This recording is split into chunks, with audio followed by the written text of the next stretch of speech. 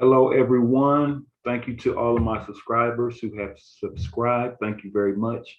I appreciate it. Those who are coming across this video, if please like this video. If you haven't subscribed to my channel, Black Light, please do so. I have other videos that are very similar to this video.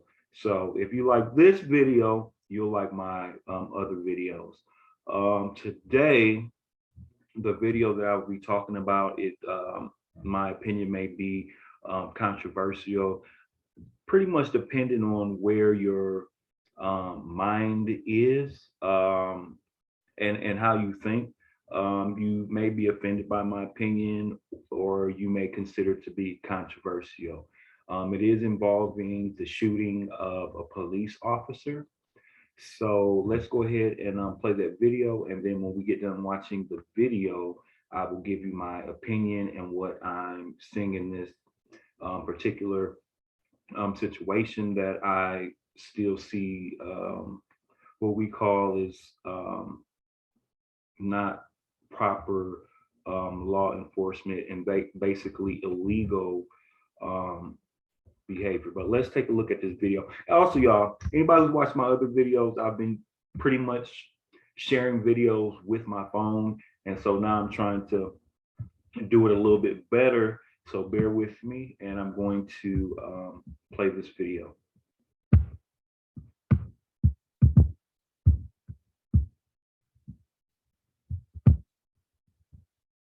911 with your emergency. Yeah, I think the people across the street need some help. 911 calls like this led Stockton police to Lance Lowe's home off La Cresta Way on May 11th. A reported domestic disturbance. The newly released body camera video starts here when Officer Jimmy Inn arrived. Inn knocks on the metal door and announces himself as police. Please.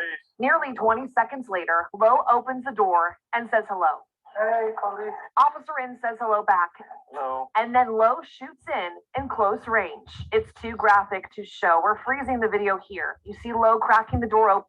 It's too graphic, but they can always show when somebody black body laid out in the street, but that's not my issue. But I just thought about that like right now, like it's too graphic to show. Why is it too graphic to show? They show everything else. Open and holding the gun. The other body camera video belongs to Officer Pancho Freer. He was in his patrol car when Inn was shot. You see him fire his Lowe's home. Gets back in his car and calls for help. 58 shot fired, shot fired. Partner's down. Officer Freer calls out to Officer Inn. Jimmy, you all right? 58 shots fired, my partner is down. Jimmy! Jimmy, stay with me! Police say Lowe went back inside and grabbed his 8-year-old son. He was holding him and strangling him. Don't do it! Let the kid go! Don't do it! Now, moments after you hear that officer plead for the man to let the child go, a man watching all this unfold tackled Lowe, freeing that child. Officer Freer shot Lowe. Lowe later died. I've never felt so close to the... Now, let me see if I can go back to that, because this is what, well, maybe we won't. I'll just talk about it.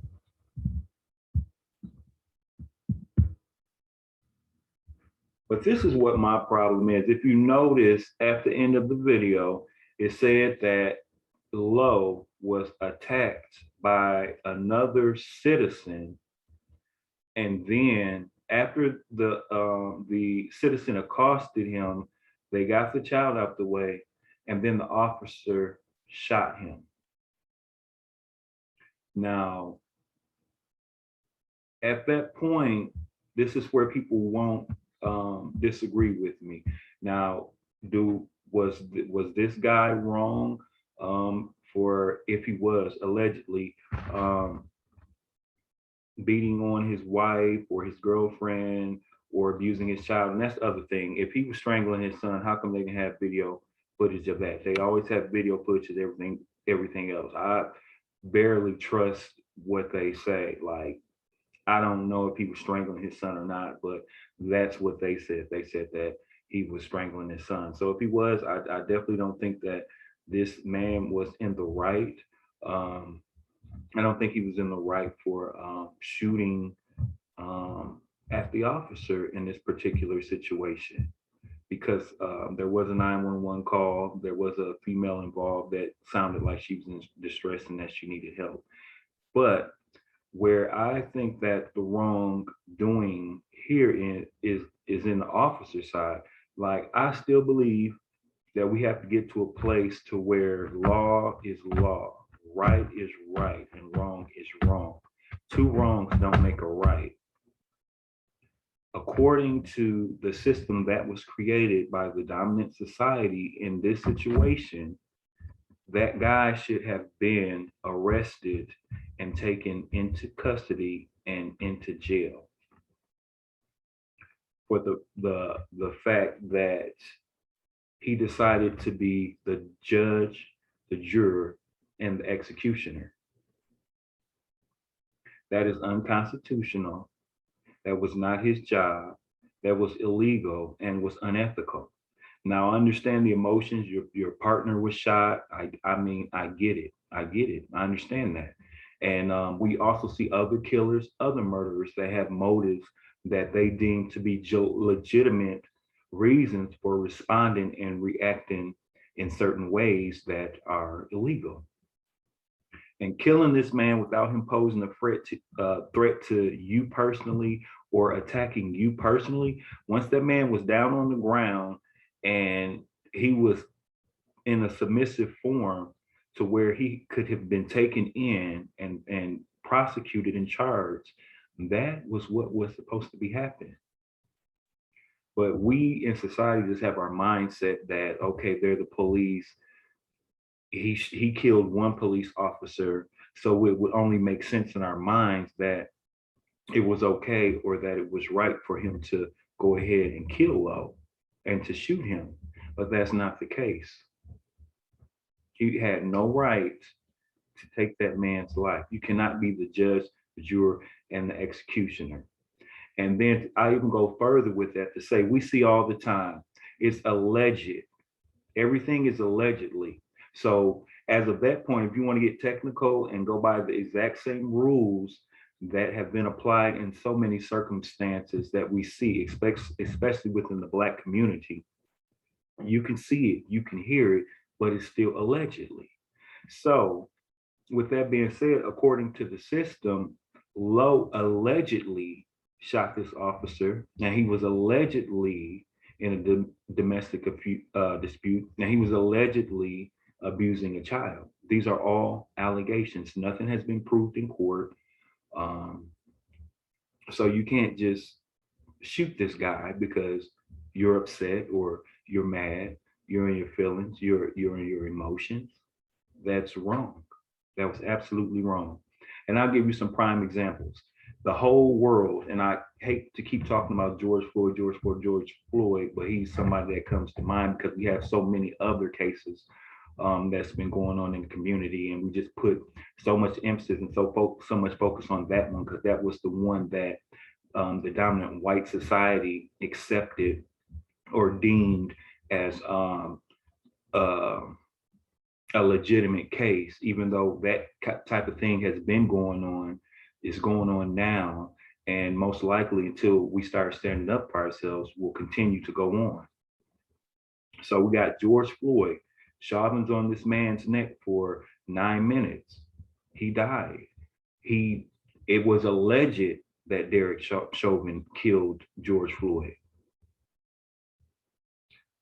We see another case that's going on with a 6-year-old with the officer that rammed his vehicle in the back of a Black family's vehicle. And I actually have this video coverage. I actually have talking about this situation on my channel, Black Light, but where the officer slams his car in the back of a Black family's vehicle and causes the 6-year-old daughter of the family to be ejected from the vehicle, where she actually died on the scene because of this officer's what he did. So all of this is alleged. This is alleged that he did this actor, that he did this thing. We got another case that comes to mind We have, these are recent cases. This one was maybe 4 or 5 days ago. We got an officer, a female officer. Man was shot in the arm, right? Shot in the arm, laying out in the middle of the street, shot in the arm. On the phone with the police dispatcher, and the police coming to the scene. Supposedly, she didn't see this man. When I watched the video, I could clearly see him laying in the middle of the street. Like you could clearly see him. Like when they showed what happened through her video cam, and you can clearly see this man lying in the middle of the street. But at any hand, she ended up running over this man, and he ended up dying because of being ran over by a car. They did an autopsy on this man. His body, his rib cage was smashed in, crushed in, and some other organs in his body, which resemble what would happen if somebody was ran over by a vehicle. So, do you know that the court, and this is why we have so much lack of trust in the system, and then that's why I say sometimes we have to be the ones to enforce the law. We have to enforce their law. We have to enforce what they wrote down and what they said is correct in society. And you can't accidentally, quote unquote, accidentally run over somebody and then kill them and then get off. We just can't have mistakes like that. But at any hand,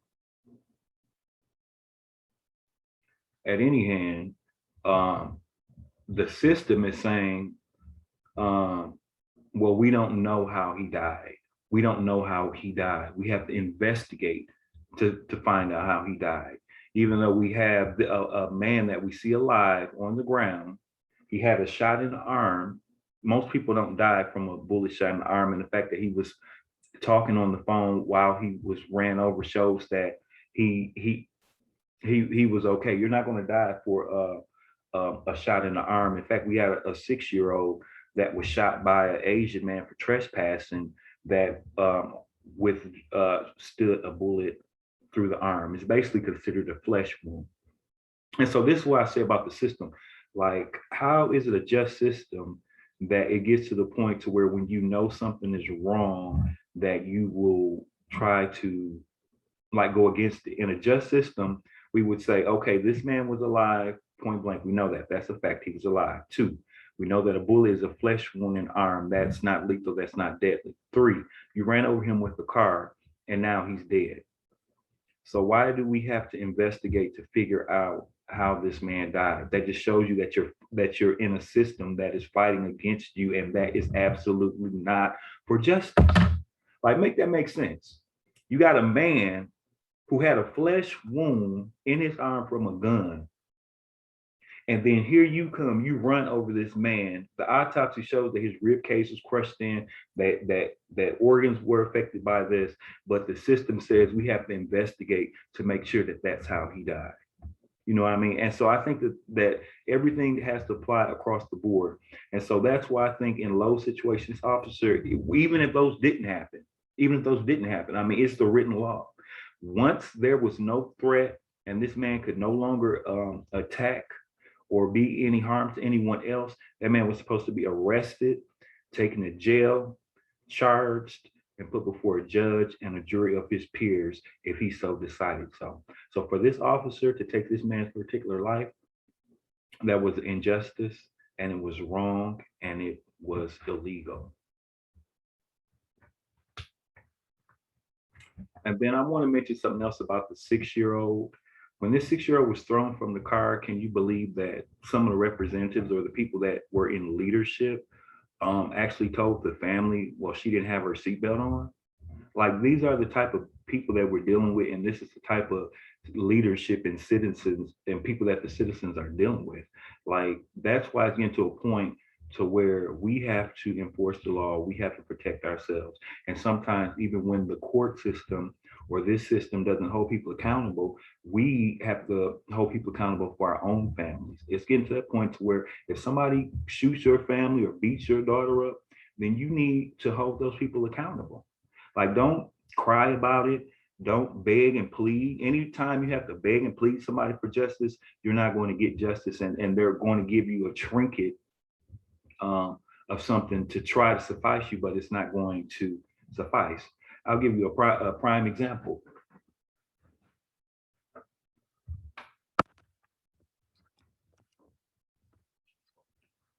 Check out what's going on with the Derek Chauvin judgment, where this man was just judged, and then we have the former attorney of the family before the verdict was out on 60 Minutes, asking the judge not to go too heavy on Derek Chauvin. Now, how does that make sense? How could you go too far in saying that this isn't about revenge? And he's absolutely correct. It is not about revenge. It is about justice.